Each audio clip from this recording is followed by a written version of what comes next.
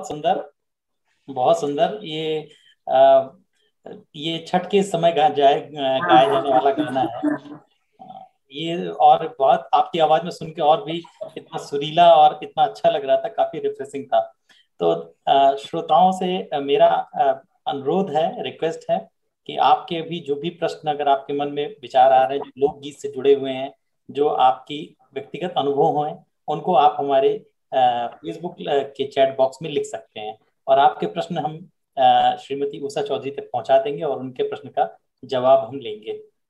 अपनी चर्चा को आगे बढ़ाते हुए मैं ये जानना चाहता हूँ कि ये जो हमारे लोकगीतों का लोकगीतों का एक उनकी जो मिठास थी, या उनका जो एक आपने जैसे बताया कि जीवन को काम करते हुए, बिल्कुल जैसे कि नहीं, दूध में मिश्री से डालते हुए, मिश्री जैसा आप दूध पी गए, बच्चे चाव से दूध पी जाते हैं, उन्हें पता नहीं चलता कि दूध पी गए, और वो मिश्री की तरह जीवन में चलता रहा। तो वो मिस्री की जो मिठास है, वो धीरे धीरे जनरेशन टू जनरेशन कम होती गई। हम लोगों के हमारे इस समय में कुछ गाने ही हम सुनते हैं जो हमारे पास कभी रहा, कभी गांव के किसी प्रोग्राम में जब गए, शादी विवाह के समय गए, और धीरे धीरे वो हमारे जीवन से वो मिठास कम होती जा रही है। अभी भी वही हो रहे हैं, घरों में वही कार्यक्रम हो रहे हैं, अभी भी वही गाने हैं। तो इसकी क्या वजह हो सकती है? देखिए, इसकी वजह तो ये है कि जो, फिर से एक बार क्वेश्चन रिपीट कर लीजिए तो। मेरा ये कहना है कि जैसे अभी आपने जैसे बताया कि जीवन के जो विभिन्न क्रियाओं में जो विभिन्न काम हुए हैं, उन काम में जो संगीत था, जो लोक गीत थे, लोगों के गीत थे, वो उनकी जीवन शैली में, मैंने कहा जैसे एक मिश्री की तरह काम करते थे ना, कि जो आपके जीवन के थकावट और जो बहुत संघर्ष के बीच में आप जैसे आपने बताया कि मिल बैठ के बात कर लिया, थोड़ा दुख दूर हुआ। वो एक मिठास थी जो उनको जीवन को एक लड़ने की और आगे बढ़ने की क्षमता देती थी। तो मैं एक और छोटा सा एक उदाहरण भी आपको बताना चाहूंगा कि जब यहाँ से बिहार से और यूपी से मजदूर ले जाए गए पहली बार, उनको अंग्रेज ले गए अपनी मॉरिशस की तरफ, सूरीनाम की तरफ, उनको ले गए, तो उनके पास कुछ गाने थे जो वो रास्ते में गाते हुए उन जहाजों पे चले गए, और उस कठिन समुद्री यात्रा में, जहाँ वो कितनी बीमारियों के बीच में वो लड़ते रहे, और उनमें से कई उन गानों के सहारे चलते रहे। आपको जान के बहुत आश्चर्य होगा कि मैं एक कुछ ऐसे परिवारों से मिला वहाँ बाहर, जिनको एक चौपाई याद थी, एक लोकगीत, अपने उनको हिंदी बोलनी नहीं आती, उन्हें भोजपुरी नहीं बोलनी, बट उन्हें एक लोकगीत के गाने याद आए। तो एक लोकगीत की जो एक इम्पोर्टेंस थी, कि जिन्होंने जीवन का संबल दिया, ऐसे लोगों को जो विषम परिस्थितियों में लड़ने की क्षमता दी, आज उसको धीरे धीरे उसमें, उस मिठास में कमी नजर आती है। उसकी इंपॉर्टेंस क्यों टाइम टू टाइम जो है सोसाइटी से कम होती जा रही है? हाँ, आपका प्रश्न मेरा ये प्रश्न है। है। हाँ, आपका प्रश्न ये है कि ये लोकगीत की मिठास जो है, जो पहले हुआ करती थी, वो जी धीरे धीरे कम होती जा रही है। जी यही आपका मुख्य प्रश्न है। तो इसका कारण ये है, लोकगीत की मिठास तो मिठास है ही, लेकिन कम होती जा रही है। ये बात आपने सही कहा। तो कम क्यों हो रही है? एक तो शहरीकरण हो रहा है। गांव में पहले लोग बसते थे तो ज्वाइंट फैमिली होता था उस समय।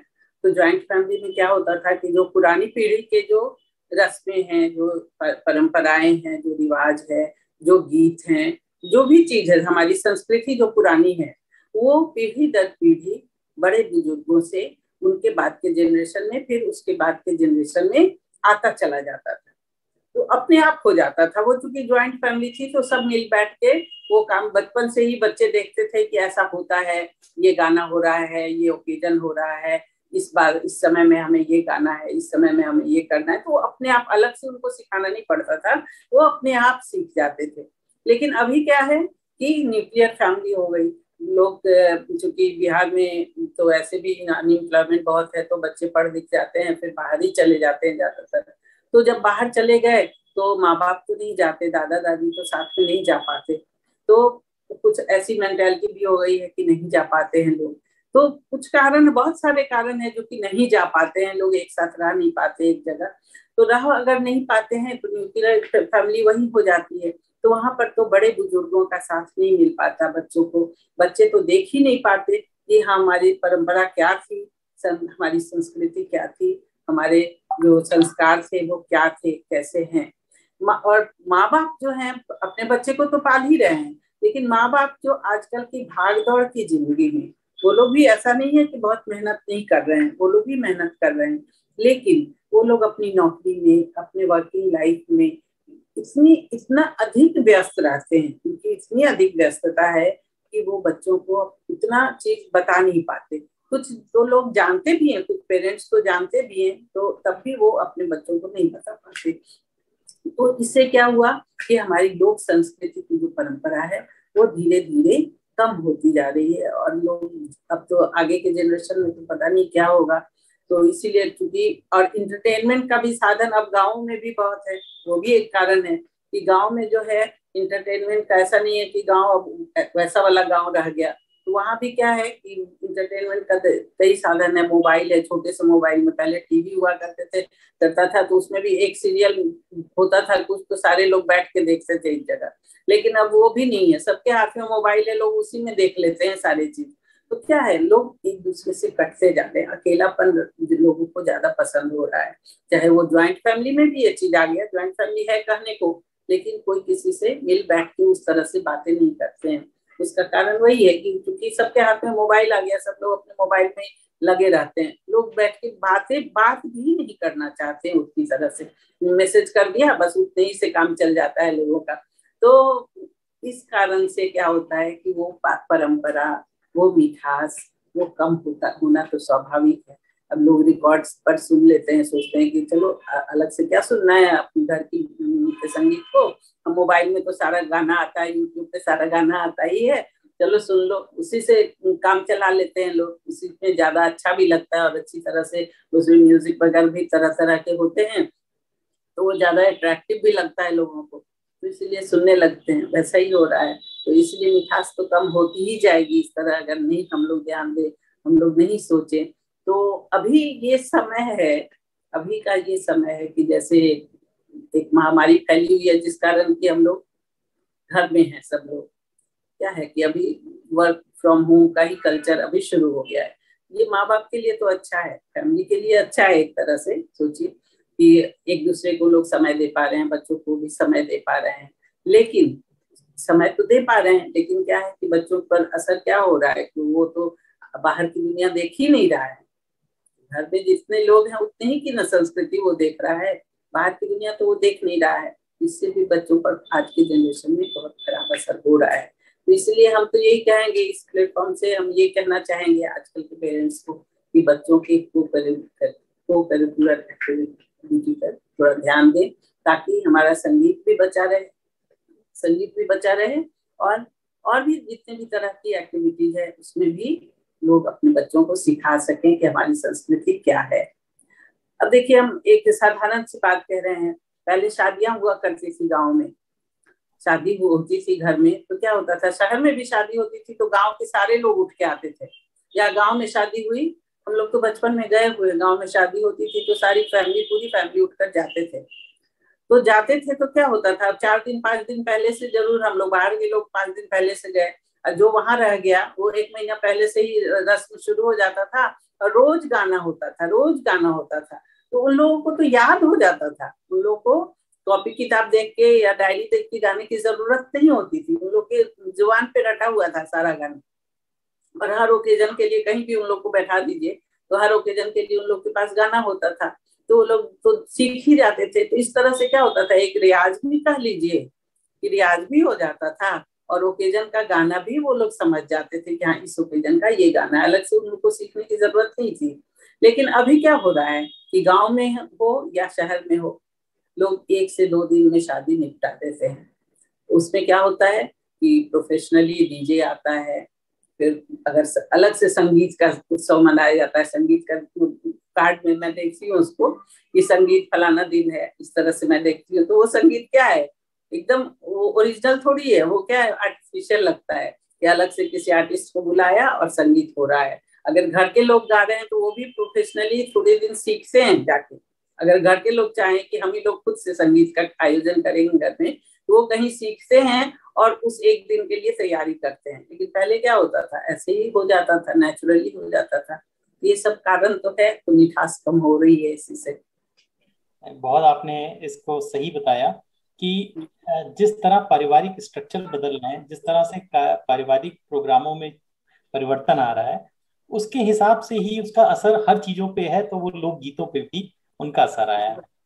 एक शिक्षाविद होते होने के नाते मैं आपसे जानना चाहूंगा, जैसे हमारे हमारे एजुकेशन सिस्टम में एक पाठ्यक्रम में पुस्तकें होती, कविताएं होती हैं, हमारे पास कुछ कविताएं हम लेते हैं, कुछ लिखते हैं, तो जो बहुत ही सरल सुंदर और एक सुसंस्कृत शब्दों के साथ जो हमारी लोक गीतों को है, उनको अगर शिक्षा क्रम में अगर शामिल किया जाए, तो क्या इससे इस जो हमारी संस्कृत की जो एक एक जो चेतना है, जो लोक गीतों की चेतना है, वो बच्चों में जा सकती है?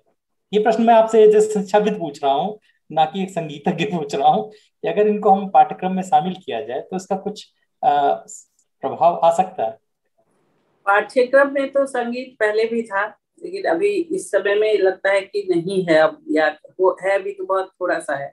पाठ्यक्रम में है संगीत, लेकिन लोकगीत करके अभी तक नहीं है। लोकगीत सिर्फ सिखाया जाए ऐसा नहीं है। तब है कि पाठ्यक्रम में अगर कुछ लोकगीत हो, लेकिन उस लोकगीत का शब्द तो आप दे देंगे, उसका साहित्य तो दे देंगे, लेकिन उसको गाकर बताने वाला कोई चाहिए। तो स्कूलों में या कॉलेजों में इस तरह की परंपरा होनी चाहिए कि पूरे ग्रुप में, जिस तरह लोकगीत ग्रुप का गाना है, तो वो अलग अलग ना सिखाकर वो पूरे ग्रुप को सिखाया जाए, और इससे निश्चित रूप से कुछ ना कुछ फायदा तो होगा ही। तो सिखाने वाले लोग भी मिलेंगे उस तरह से, और उसका अलग से वर्कशॉप भी होना चाहिए कि किस तरह से सिखाया जाए बच्चों के लिए गाना। तो ये सब होने से थोड़ा सा अच्छा लगेगा, और बच्चों पर भी असर थोड़ा तो पड़ेगा ही। उसमें जो जिन बच्चों को में अलग से अगर क्वालिटी है उसमें कोई गाने की, वो भी उभर कर आएगा। ऐसे तो पता नहीं चलेगा कि कौन बच्चा में गाने की कला है, क्योंकि ये तो थोड़ा सा होता है कि अंदर से किसको गाने की आवाज सुर वगैरह गले में है अगर अपने आप, तो उन लोगों को गाने में ज्यादा आसानी होती है। ऐसा नहीं है कि वो सारे लोग नहीं गा सकते हैं। गाना और रोना तो कहा जाता है कि सबको आता है, तो सारे लोग गाते हैं। तो और ग्रुप में तो खास करके जिसको कम भी आता है तो वो भी गा लेता है। या अलग से गाने में थोड़ी दिक्कत होती है, लेकिन ग्रुप में अगर कहा जाए गाने के लिए तो सब लोग, मैक्सिमम लोग गा लेते हैं। ये चीज मैंने देखा है, इसलिए ये अच्छा लगेगा। ये आपका सजेशन मुझे अच्छा लगा, और होना चाहिए ऐसा। जी जी, क्योंकि मैं देखता हूँ कि लोकगीत की मिठास ही ऐसे है, चाहे सुर में गाएं या बिना सुर के गाएं, वो हमेशा कर्णप्रिय होता है, क्योंकि आपके जीवन के पहलुओं का वो प्रतिबिंबन होता है उसमें। हाँ, वो होता है। जी वो तो कर्णप्रिय होता ही है, क्योंकि वो हमारे जीवन से बहुत जुड़ा होता है, और हमारे जीवन का एक तरह से हिस्सा है वो। जी ऐसा नहीं है कि हमसे अलग है। हमारे जीवन के हर पल का हम जैसे जीते हैं, जैसे अगर कोई, ये नहीं है कि सिर्फ पर्व त्योहार या शादी विवाह संस्कार के ही गीत हों इसमें, ऐसा नहीं है, बल्कि हर भाव का उसमें वर्णन है गीत में। लोकगीतों में हर भाव का वर्णन है। जैसे पहले क्या होता था कि परदेश अगर चला गया हस्बैंड नौकरी करने, तो घर में अकेली रह जाती थी वाइफ, दुल्हन जो है अकेली रह जाती थी, तो उसके भी भावों का वर्णन होता था, जिसको कि इसमें विदेशिया कहा जाता है। विदेशिया गाना सुना होगा आपने, बिहार का बहुत ही प्रचलित है। तो विदेशिया के माध्यम से उसमें होता था कि हस्बैंड बाहर चला गया और उसके विरह में, तो विरह का भाव का वर्णन उसमें रहता था। विरह का भाव हो, मिलन का भाव हो, खुशी का भाव हो, हर तरह के भाव लोकगीत में आते हैं। बहुत बहुत धन्यवाद। मैं एक अपने श्रोतागणों के लिए एक प्रश्न है जो अभी मैं कुछ श्रोतागणों की तरफ से मेरी तरफ आए हैं प्रश्न, कि कितने तरह के, जो बिल्कुल सामान्य श्रोता जिनका जिनका बिल्कुल भी बैकग्राउंड नहीं, वो जानना चाहते हैं कि कितने तरह के विभिन्न लोकगीत जो बिहार में उनके कितने टाइप के लोकगीत, जो जैसे आपने बताया विरह के हैं, जो विदेशिया हुआ, इस तरह के कितने प्रकार के लोकगीत जो हैं अभी? लोकगीत जैसे संस्कार के तो बहुत सारे हैं। शादी विवाह की जितनी रस्में हैं, शादी विवाह में जितनी रस्में, हल्दी से लेकर विदाई तक, हर ओकेजन का गाना है, हर विधि में वो गाना होता है। तो हर तरह के गाने हैं इसमें। उसके अलावा शंकर भगवान के जैसे विद्यापति थे हमारे बिहार में, तो विद्यापति की जो रचनाएं हैं, विद्यापति संगीत जिसको बोलते हैं, तो उसमें भगवान शंकर की बहुत सारी वंदना है, उसमें भी महेशवाणी है, उसमें नचारी है, उसमें तो अलग अलग, उसमें भी मैथिली में ही लिखा हुआ है, मैथिली गाने का, तो वो भी है बहुत अच्छा, उसमें भी अलग मिठास है, एक अलग रस है उसमें भी। और जैसे भोजपुरी लोकगीत है, सोहर है, झूमर है, इस तरह से हर तरह के गीत है इसमें।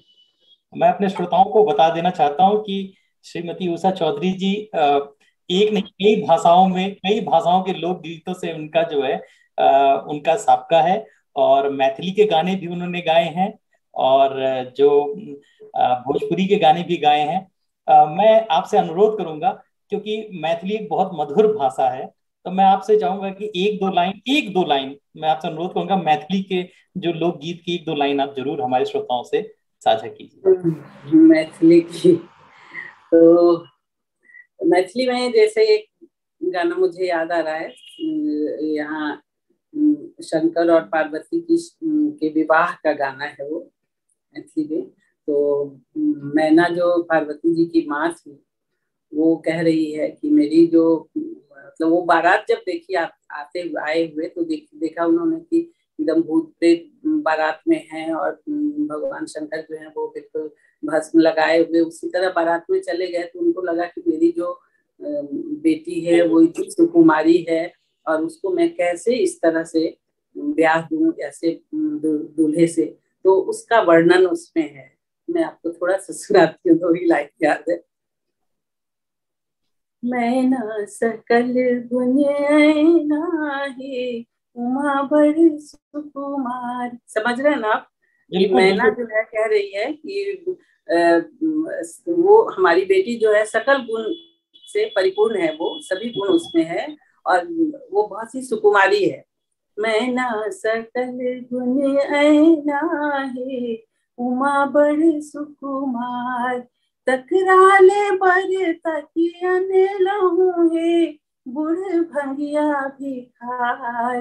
तकराले बर तकियन लहू है, बुढ़ भंगिया भिखार। मैना सकल गुण ऐना है, उमा बड़ सुकुमार। बहुत बहुत ही अच्छा। और इसका वर्णन भी किया गया है, बहुत ही अच्छा इसका वर्णन लिखा है तुलसीदास जी ने, कि जब वो देखती है पहली बार, उनके हाथ से थाल गिर जाता है कि अब तो मैं पहाड़ से कूद के जान दे दूंगी, लेकिन मैं इस जो है अर्धनंग जो भिखारी के रूप में आया हुआ है, इससे अपनी बेटी का ब्याह नहीं करूंगी, और मेरी फूल सी बेटी है जिसने इतनी तपस्या करने के बाद, और तुमने यही चुना। और उन्होंने बड़ा सुंदर सा जो आपने बताया, बड़ा सुंदर इसका वर्णन किया है। तो ये मैथिली की रचना है, और आपका ये चल रहा है, और मेरे पास से यहाँ पर क्वेश्चन पे क्वेश्चन आए जा रहे हैं अलग अलग जगह से। अभी एक प्रश्न हमारे साथ डॉक्टर प्रीति लता राय ने लिखा है। उन्होंने लिखा है कि बहुत ही अच्छा सुंदर लग रहा है जो आपने भी मैथिली के गाने गाए हैं, और उन्होंने कहा कि मैम के से एक मेरा अनुरोध है कि एक गाना है, बोलिए रैला बैरन पिया का कुछ गाना है ऐसा भोजपुरी का, अगर उनके ध्यान में। नहीं, अच्छा। मेरे ध्यान में नहीं है ये गाना। अच्छा, वो काफी असल में श्रोता भी जो है बड़े सुन के हालत जो है बहुत ही भावुक हो रखे हैं आपके सुंदर शब्दों को और गाने को। मेरा और भी प्रश्न, मेरा अभी श्रोताओं से मैं रिक्वेस्ट। आपको एक यूपी में जो कजरी गाई जाती है जी है जी ना, जी वो जी। 2 लाइन आपको सुनाना चाहती हूँ, बहुत क्योंकि अभी सुंदर, बारिश का मौसम भी है, बहुत तो सुंदर। कजरी अच्छा लगता है गाने में भी। तो मैं थोड़ा सा सुना रही हूँ, 2 ही लाइन सुनाऊंगी बस। जी जी जी जी। हरि हरि आए सावन मास सुहावन, लागे हरि के हरि हरि आए सावन मास सुहावन, लागे हरि। घेरी घेरिया बेला कारी रे बदरिया रामा। घेरी घेरिया बेला कारी रे बदरिया रामा, हरी हरी रिम झिम बरसत बूंद बड़े मन भावन, हे हरी हे हरी हरी रिम झिम बरसे बूंद लगे मन भावन, हरी हे हरी हरी आए सावन मास सुहावन लागे हरी। बहुत ही सुंदर, बहुत ही सुंदर। चूंकि मैं खुद अवध क्षेत्र का हूँ, तो ये शब्द सुनने से कानों को इतना मधुर लग रहा है, इतना मधुर लग रहा है कि आज के जो गानों आपको में अवध अवध का गाना एक सुना रही हूँ, अवध का जो राम जी जो बारात लेके आए थे। बहुत सुंदर, बहुत सुंदर। आपने अवध बोला तो मुझे याद आ गया। यही एक अच्छा अवध नगरिया से अइले बरियतिया, हे मनमोहन दुल्हा। अवध नगरिया से अइले बरियतिया, हे मनमोहन दुल्हा।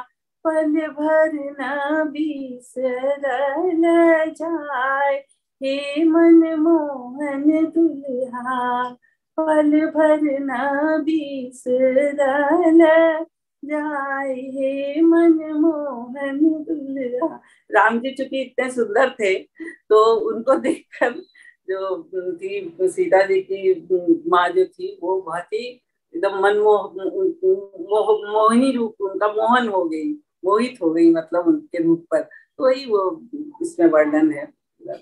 ये बहुत ही सुंदर, इतना सुन के अच्छा लग रहा है, क्योंकि जैसे हमारे रामचरितमानस और चीजें हमारी, अगर रामचरितमानस में तुलसीदास जी की रचनाओं को देखते हैं, उन्होंने बहुत ही लोक गीतों को उसमें उसको उन्होंने समाहित किया, कि छोटे छोटे गायन जो अलग समय के उनको उन्होंने लिखा। और ये कहीं ना कहीं आज भी हमारे, जैसे आपने अवधि का गाया, उससे उसी तरह से ही ना उसका एक एक उसकी जो मधुरता है वो तुरंत ही आपको उस क्षेत्र में पहुंचा देती है, जोड़ देती है। तो मैं सभी श्रोताओं से कहूंगा कि आप सभी इस तरह लोक गीतों को जरूर अपने जीवन में जो है फिर से जो पुनर्जीवित करें। एक प्रश्न मेरा है कि हम लोग क्या, अभी जो स्थितियां चल रही हैं, जो अभी हमारे सुनने वाले में अधिकतर पेशेवर लोग हैं, कुछ अलग अलग क्षेत्रों में नए पीढ़ी के लोग जो कार्य कर रहे हैं, कईयों के बच्चे हैं, छोटे बच्चे, और आपकी सजेशन, आपकी क्या सलाह है कि किस तरह से हम अपने नई पीढ़ी में जो इन लोक गीतों को जोड़ सकें, जो अपने घरों से दूर चले गए, जो बेंगलोर में हैं, जो दिल्ली में हैं, या जो अलग अलग जगह पे, उनको कैसे हम जोड़ सकें कि जो नई पीढ़ी है वो इनको नए तरीके से या आधुनिक तरीके से अपनी जीवन शैली से जोड़ सके। उसके लिए आपके सुझाव क्या है? तो आपका प्रश्न है कि नई पीढ़ी को जोड़ने के लिए हम क्या कर सकते हैं, ठीक ना। तो अभी के समय में लोग चूंकि अपने नौकरी में, अपने जीवन में बहुत व्यस्त हो गए हैं, ये बात तो एकदम सही है कि मेट्रोज की लाइफ इतनी अधिक बिजी हो गई है, मेट्रो टाउन में खास करके, कि लोग समय नहीं दे पाते हैं और वो आ भी नहीं पाते हैं घर। बहुत बहुत दिन हो जाता है उन लोगों को घर आते हुए। लेकिन कुछ तो होना चाहिए ऐसा कि कुछ जैसे कोई पर्व ऐसा हो, जैसे शादी विवाह में भी बहुत कम लोग, जैसे परिवार से एक आदमी चला गया, सारे लोग नहीं जा पाते हैं शादी विवाह में भी, ऐसा मैं देखती हूँ, ऐसा फील करती हूँ। तो कम से कम ये हो, जैसे बिहार में होता है, बिहार के परिप्रेक्ष्य में मैं कहूंगी बिहार का छठ पर्व जैसे है। तो छठ पर्व के प्रति एक ऐसी आस्था जुड़ी हुई है लोगों में कि वो कहीं भी रहता है, यहाँ विदेश में भी रहते हैं लोग, वो भी आ जाते हैं। ये मैं देखती हूँ यहाँ कि लोग बाहर से जरूर आ जाते हैं, और उस पर्व के प्रति लोगों में इतनी अधिक आस्था है, इतना अधिक भक्ति है लोगों में। वो है प्रकृति पूजा ही, लेकिन उसको ऐसा रूप देकर लोगों ने मनाया है हमेशा से। वो बचपन से देखता आ रहा है कि घर में छठ है तो छठ का एक जो चित्र है वो उसके मन में बसा हुआ है, तो कहीं भी रहता है तो वो आ जाता है और पूरे परिवार के साथ आता है लोग। ये चीज मैंने देखा है, और छठ में ऐसी धूम होती है। इसी तरह से अगर इस और भी पर्व को लोग अगर मनाने लगे, पहले तो होली में भी लोग आते थे जरूर घर, लेकिन अब क्योंकि एक ही दिन की छुट्टी होती है तो लोग सोचते हैं कि कैसे जाएं, लेकिन छठ पर्व के लिए तो लोग छुट्टी बचा कर रखते हैं कि मैं जरूर हम लोग को जाना है, तो जब बचा के रखते हैं और आते हैं लोग। तो वो छठ के प्रति लोगों को मन में है, और उसमें जो माहौल बनता है, जो छठ का जो गाना बजता है, वो सुनकर ही लोगों के मन में बहुत ही एक अच्छा विचार, एक अच्छा भाव आने लगता है, और उसके प्रति तो लोगों का जुड़ाव है। उसी तरह से अगर और भी पर्व लोग मनाएं और घर आए, घर से मिलना जुलना छुट्टी लेकर आए, तो जुड़ाव होगा। क्योंकि बाहर कितना भी कुछ कर ले बाहर, तो अपने घर की मिट्टी तो याद आएगी, अपनी संस्कृति तो याद आती है लोगों को। ऐसा नहीं है कि नहीं आती है, लोग कितना भी वो आधुनिकता में रंग गए हों लोग, लेकिन अपने देश की मिट्टी, अपने घर की मिट्टी, अपनी संस्कृति की मिट्टी से लोग ज्यादा दिन दूर नहीं रह सकते हैं। और इसलिए जब ज्यादा दिन दूर नहीं रहेंगे तो वो खिंचाव होगा ही होगा। और लोकगीत के प्रति अभी भी प्रचार प्रसार बहुत नहीं है, जैसे कि दूसरे स्टेट का कुछ कुछ लोकगीत है, जैसे बंगाल में है, बंगाल के भी कुछ लोकगीतों को फिल्म में लिया है। फिल्म इंडस्ट्री की मैं बात कर रही हूँ, तो फिल्म इंडस्ट्री क्या करती है कि कुछ लोकगीतों को उन्होंने फिल्म में बहुत अच्छे तरह से परोसा है, तो उससे क्या है कि उस गीत का प्रचार हो जाता है। राजस्थान के का भी जो जैसे घूमर है, या और भी पंजाब का भी बहुत सारा लोकगीत है, उसको फिल्मों में बहुत अच्छे तरीके से लिया गया है। बिहार का भी कुछ लिया गया है, जैसे हमारी शारदा सिन्हा जी है, पद्मश्री शारदा सिन्हा जी है। आपके यूपी में पद्मश्री मालिनी अवस्थी जी हैं, उन लोगों का मैं सुनती हूँ तो बहुत ही अच्छा लगता है। उन लोगों ने बहुत दिया है लोकगीत को, लोकगीत के लिए उन्होंने जिया है जिंदगी, तो उन लोगों का योगदान है। और उससे वो लोग चूंकि इतने अच्छे से प्रस्तुत करते हैं अपने लोकगीतों को, अपने लोकगीत को इतने अच्छे तरीके से उन लोगों का गायन होता है कि लोग खुद ही अट्रैक्ट हो जाते हैं कि हाँ ये बहुत अच्छा लग रहा है। तो एक पढ़ा लिखा सुसंस्कृत समाज भी उस गीत को पसंद करता है। ऐसा नहीं है कि लोग सोचे कि हम आधुनिक हैं तो हम लोकगीत नहीं सुने, ऐसा नहीं है। वो समाज भी उस गाने को पसंद करता है। तो इसी तरह से और लोग भी अगर आए आगे तो इसका थोड़ा सा जुड़ाव लोगों को होगा इससे। जी बहुत बहुत धन्यवाद, आपने सही कहा। और ये एक बहुत बड़ा रिवाइवल मूवमेंट चला यूनाइटेड स्टेट ऑफ अमेरिका में, जहां पर उन्होंने भी, भले उनकी संस्कृति उतनी पुरानी ना हो, लेकिन उनके जो क्षेत्र में जो लोकल नेटिव इंडियंस के गानों को उन्होंने इकट्ठा किया और उनको अपनी इंडस्ट्री से जोड़ा, नए तरीके से म्यूजिक से जोड़ा। तो फोक गीत जो नई जो संगीत पद्धति से जुड़ के फिर से रिवाइव की जा सकती है। आपने बिल्कुल सही कहा कि जिस तरह से कुछ गानों को बॉलीवुड में इस्तेमाल करने के बाद उनका चलन आ गया, चाहे वो छत्तीसगढ़ के गाने। बॉलीवुड बॉलीवुड एक ऐसा प्लेटफॉर्म है कि सारे लोग पसंद करते हैं ना, उसको सारे लोग देखते हैं, तो उससे जुड़ाव हो जाता है लोगों का, इसलिए भी जरूरी है। तो कुछ गीतों को तो लिया भी गया है, ऐसा नहीं है कि नहीं लिया गया, लेकिन बहुतायत में नहीं है अभी। जी जी जी जी जी जी, बहुत बहुत ही अच्छा, आपने सही कहा।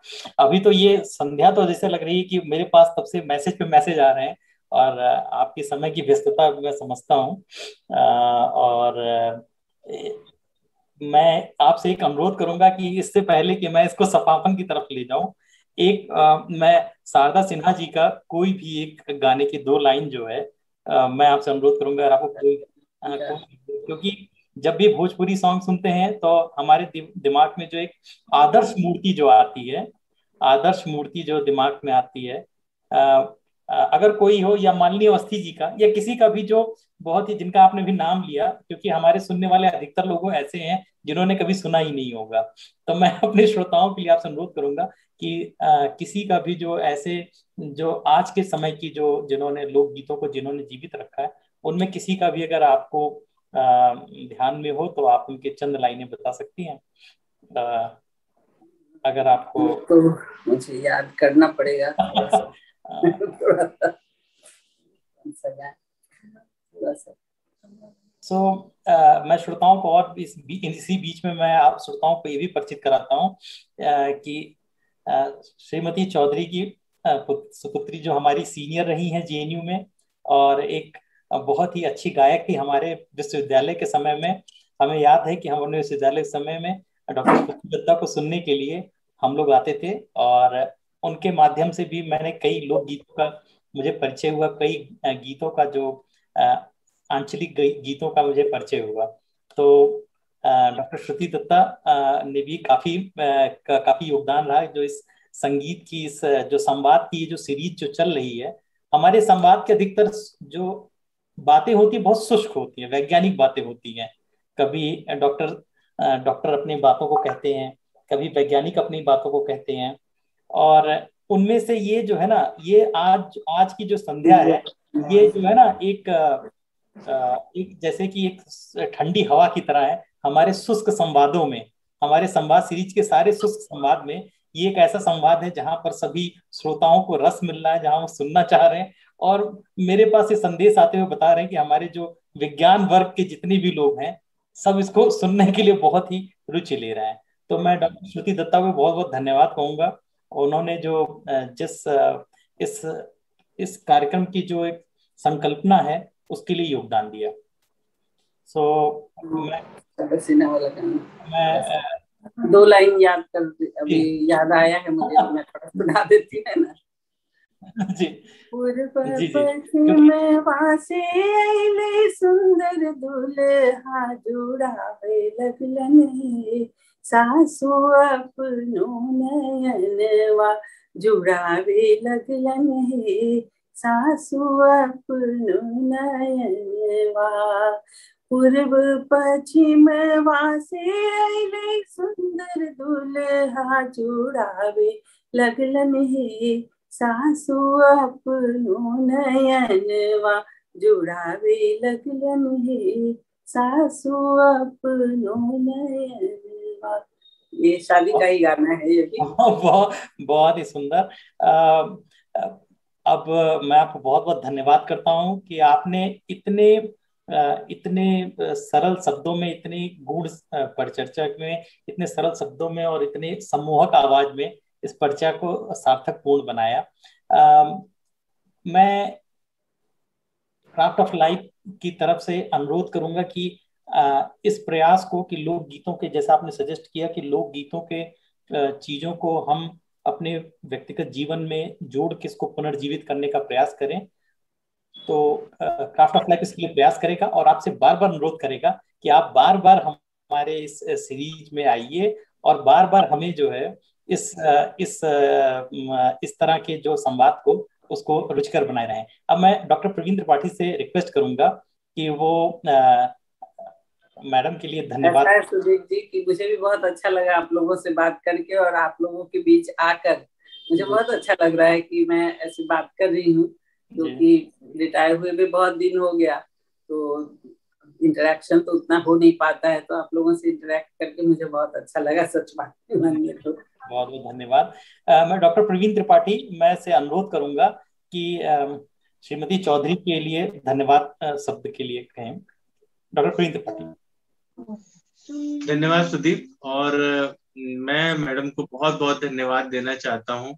उन्होंने जो छोटे छोटे लोकगीत थे उनकी क्या विसंगतियां हैं, क्या खूबसूरती है, और कैसे हम उसको अपने आधुनिक जीवन में ला सकते हैं, क्योंकि ये हमारी संस्कृति का हिस्सा है। और यदि हम इसको अपने बच्चों तक नहीं ले जाएंगे या जो आने वाली पीढ़ियां हैं उन तक नहीं ले जाएंगे, तो हम अपनी बहुत बड़ी विरासत को खो देंगे।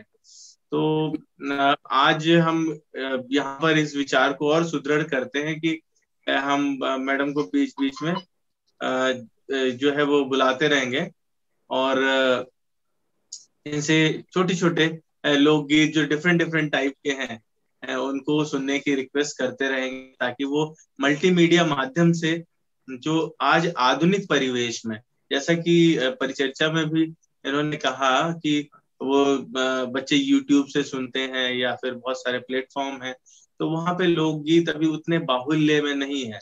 और शायद अगर हम इसको कर पाए तो ये एक प्रेरणा स्रोत हो कि जो कलाकार हैं या घर में भी लोग ग्रुप में गाते हैं, पॉप सॉन्ग्स तो अक्सर ग्रुप में गाए जाते हैं, तो वो बच्चों तक पहुंचे और इस संस्कृति को एक नया रास्ता मिले और वो उतनी ही उज्ज्वला हो जाए जो बाकी दूसरे सॉन्ग्स हैं। और बहुत ही अच्छा लगा, आज की चर्चा बहुत ही सुंदर रही और इतनी मोहक आवाज थी तो हम इन सभी के लिए बहुत बहुत आभारी हैं। मैं खुद क्राफ्ट ऑफ लाइफ ग्रुप की तरफ से बहुत बहुत धन्यवाद देता हूँ। बहुत बहुत धन्यवाद आपका। ऐसे ही हमारे चर्चा में हिस्सा लेते रहिए और हम लोग इसको आगे बढ़ाते रहेंगे। बहुत बहुत धन्यवाद। धन्यवाद डॉक्टर प्रवीण त्रिपाठी। मैं इस कार्यक्रम के अंत में मैं एक बार पुनः अभी सभी श्रोताओं को धन्यवाद कहूंगा, और हमारे इस क्राफ्ट ऑफ लाइफ चैनल से आप जुड़िए, आप इसे सब्सक्राइब कीजिए, आपसे लाइक कीजिए, अपने संदेशों को जरूर दीजिए। जो हमारे स्पीकर्स के संदेश हैं उन संदेशों को जरूर दीजिए, जिससे कि हम इस तरह के और कार्यक्रम करा सकें। साथ ही में मैं धन्यवाद कहूंगा पूरी टीम को, डॉक्टर श्रुति दत्ता को, मैम को, और कि आपने इतना समय निकाला और इतना इतना समय हमें दिया और हमें मार्गदर्शन भी दिया, हमें मोटिवेशन भी दिया, और हमें जो हमारे अभी कम से कम एक छोटे समय के लिए सभी के मन में प्रसन्नता दी, जो कि अनमोल है। तो बहुत बहुत धन्यवाद आपसे जुड़ने के लिए। खुद सुदीप इस समय डॉक्टर श्रुति दत्ता मैडम को बहुत बहुत धन्यवाद देना चाहता हूँ, क्योंकि वो कहीं से वही उन्होंने ही चिंगारी ये उठाई कि हम लोग इस क्षेत्र में इसको आगे बढ़ाएं, एक चर्चा का रूप दें। तो हम बहुत बहुत धन्यवाद देते हैं मैडम को भी। और जो आपने कहा मैं उसको दोबारा पुनः दोहराता हूँ कि इसमें क्राफ्ट ऑफ लाइफ में हम लोग बहुत सारी चीजें जो अलग अलग क्षेत्रों से हैं उनको लाने का प्रयास कर रहे हैं। वो खाली साइंटिफिक या सॉन्ग्स या प्रॉब्लम्स ही नहीं, वो हमको उन्माद देने वाली भी चीजें होंगी। तो जो अधिक से अधिक लोगों का पार्टिसिपेशन रहेगा और वो लोग इसमें जुड़ेंगे तो बहुत अच्छा लगेगा। शायद हम लोग एक नया आयाम क्रिएट कर सकें। एक छोटा सा प्रयास है। तो सभी को बहुत बहुत धन्यवाद। धन्यवाद सभी सुनने वालों को। हम अगली क्राफ्ट ऑफ लाइफ की तरफ से संवाद चौथी सीरीज में जल्दी जुड़ेंगे। तब तक आप सभी को शुभ रात्रि। आप अपना ध्यान रखिए और एक आपके अच्छे स्वास्थ्य की कामना करते हुए फिर मिलते हैं। नमस्कार।